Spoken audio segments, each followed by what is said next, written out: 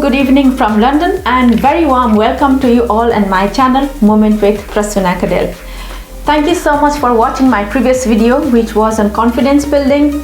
I really appreciate your comments, feedback and all those lovely messages. Today I have a topic. It sounds simple but we face this in our day-to-day life. The topic for this week is procrastination. Procrastination is the act of unnecessarily postponing our work, actions or any decisions. It generally occurs as a result of one's inability to regulate their own self-behavior. Procrastination is generally associated with variety of issues such as poor grades, low salaries, increased stress and a higher rate of physical and mental health problems. Approximately 20% of adult population and around 50% of students, they suffer from procrastination. Studies also shows that procrastinators are often perfectionists. It is closely related to rumination, meaning thinking deep and having very careful thought, or even becoming fixated to just one thought or even negative thoughts. Let's check if you are procrastinating or if you are a procrastinator. What are the signs? Number 1, habit of browsing social media instead of getting started on your important task. This is very common. Most of the people do this when they start procrastinating, just keep browsing on social media. Next one, repeatedly postponing your homework or your task, your assignment until the night before it's due. Next, wanting to start a new positive habit such as, let's say, dieting, exercising, saving money, but repeatedly delaying it while telling yourself that I'll start tomorrow, I'll start from next week, or I'll start next month. Then you keep procrastinating and you keep postponing your actual work. Another one, wanting to create a project or start even a business or anything new, but you waste your time looking up on some inspirational material in the internet and any other unimportant information instead of you starting your real work. So now from psychological perspective, the main driving force behind procrastination is prioritizing your short-term mood repair and your emotional regulation over your long-term achievement and your well-being. So you're just thinking about the present moment that you might be upset or you might be unhappy rather than thinking about getting your whole task done and its achievement. However, there are many routes of procrastination. Environment with lots of distraction. Could be your family, you have really crowded space, or you don't have your protected time, or there are too many people involved, lots of distraction. Number 2, you have poorly defined goals, so you don't have any structure and you actually don't know what you want, so your goal is really not very specific. Number 3, just lack of motivation. You have low self-confidence, you don't have good self-control, but it might be useful to go and revisit my previous video on building confidence, so that might be helpful. Number 4, a lack of energy. You are too exhausted. It could be due to you might have any underlying disease, or you might not eating healthy, or you might not even sleeping well.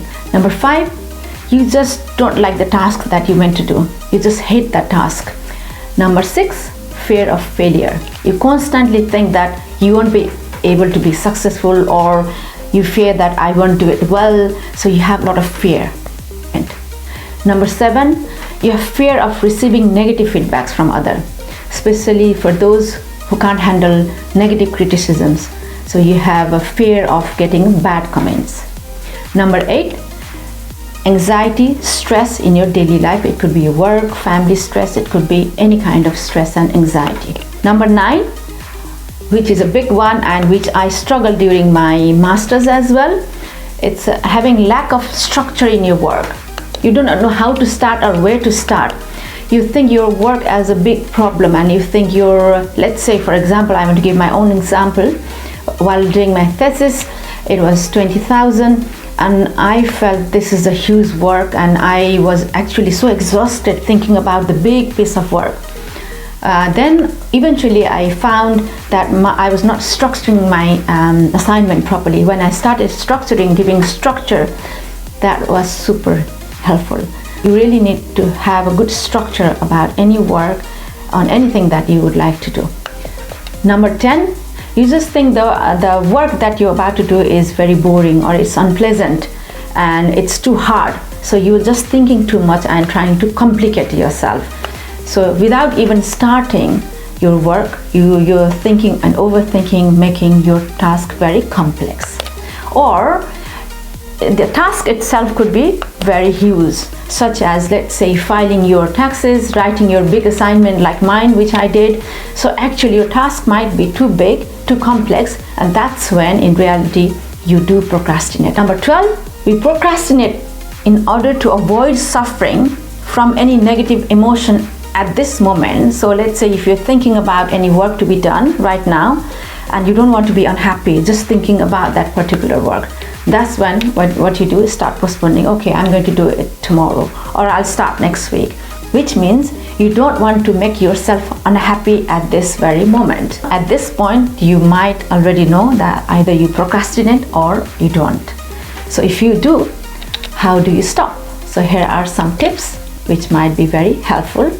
This is an anti-procrastination technique. First of all, you have to have clear goals. So you need to set clear goals in order to successfully overcome your procrastination. Number 2, assess the nature of your procrastination problem. This means that you should look the way you act and figure out when and how you actually procrastinate.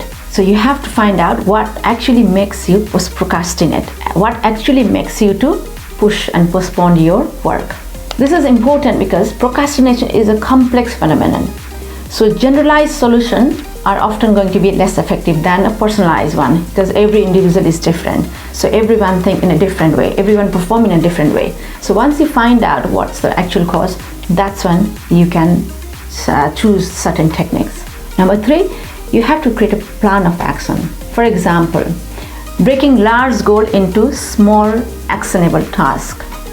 Write very clearly about your goal. What is the defined goal? So you need to write your specific goal, like I said previously, rather than having a vague goal such as writing my thesis. So that actually makes your brain think, wow, this is a huge piece of task. So instead of telling your brain this is a huge piece of work, what you have to say is, okay, write 500 words for the first draft of my thesis every week over the next 1 month. So that means you are setting a specific goal. For every week you're going to write 500 words until 1 month. So that means it's breaking down your big piece of work into small little tasks. Number 4, set deadlines for completing your task, which will actually push you to be very disciplined. Number 5, modify your schedule to your daily productivity cycles. What I mean is, find out which time of the day you are most productive. Some people, they are productive early in the morning. Some of them, they are productive in the evening. So you have to identify which time are you more energetic, you are more productive. So once you know, set that time to start your piece of work. Number 6, establish a consistent work routine. Very important. Without consistency, nothing can be achieved. So having consistency, very important. Number 7, if possible, remove any distraction while you are starting your work, or choose that period of time where there will be less distraction. Number 8, get into work mode by starting with tiny steps, little baby steps every day. That will actually put you into action, and it will actually make you disciplined as well. Number 9, whenever you achieve little piece of your work done, let's say today you have done 500 words of writing your essay, or even 50 words, 100 words, or whatever you intended, and you achieve that. So that means just praise yourself. Number 10, visualize your future self. Just think, how would you feel when you are actually able to complete your task, when you are actually able to get the results? How would you feel? You feel very happy, you feel very relaxed. So you're putting yourself already into that moment. So that means your brain is telling, okay, this is how I feel. You get that dopamine boost.